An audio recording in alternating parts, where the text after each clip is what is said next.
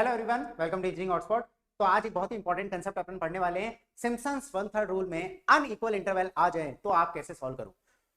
तो जैसा कि सिम्पसन्स वन थर्ड रूल में मैं ये अज्यूम करके चल रहा हूँ कि इक्वल इंटरवल आपको निकालना आता होगा, उसका फॉर्मूला आपको पता होगा। अगर x और fx आपको टेबल दे रखी है, टेबल आप निकाल देते हो, तो जो h की वैल्यू होती है विच इज स्टेप साइज, वो होता है x1 माइनस x0। मतलब सारे ये इक्वल होते हैं। डिफरेंसेस जो x1 minus x0, x2 minus x1, x3 minus x2, ये सारे डिफरेंसेस आपके इक्वल होते हैं इन इक्वल सब इंटरवल में। फिर क्या आप इंटीग्रेट करते हो तो फॉर्मूला क्या हो जाता है, h/3 ब्रैकेट में first plus last term plus 4 times sum of the odd, ठीक है, ऑड y की value and plus 2 times sum of even y की वैल्यू। अगर इसको अगर शॉर्ट फॉर्म में याद करें तो h/3 sum of first and last term plus 4 into sum of odd terms plus 2 into sum of even terms. ये आपका Simpson's one third rule equal sub interval का हो जाता है। एक छोटा सा रिवीजन हो गया।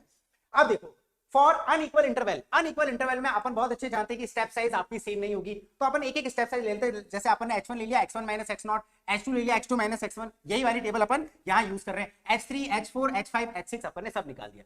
अब अनइक्वल सब इंटरवल में क्या हो जाता है फॉर्मूला कि h1 plus h2 by 6 bracket में आ जाता है first plus last term plus 4 times और जो बचा हुआ एक ही है y1, हो गया खत्म।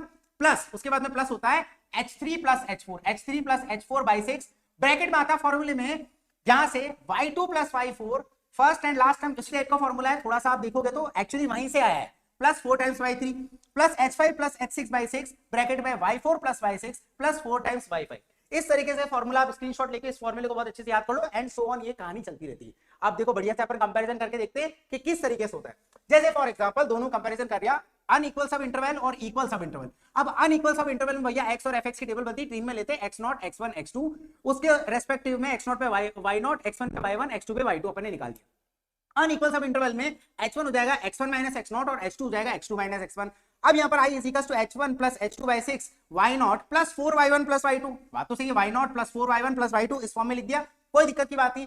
इक्वल सब इंटरवल में यही h1 अपने h2 के बराबर हो गया कि नहीं हो गया।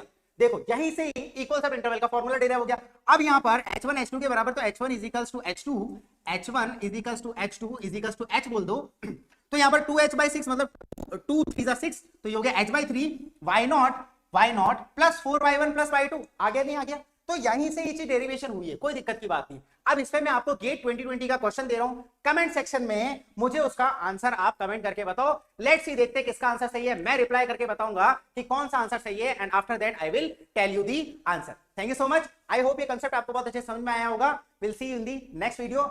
वीडियो अच्छा लगा तो चैनल को सब्सक्राइब कर दो, लाइक करना बिल्कुल वीडियो को, सो दैट सब्सक्राइब करने के बाद आपको ऐसे अमेजिंग कंसेप्चुअल वीडियोस भी मैं फ्यूचर में लाता रहूंगा। Bye bye.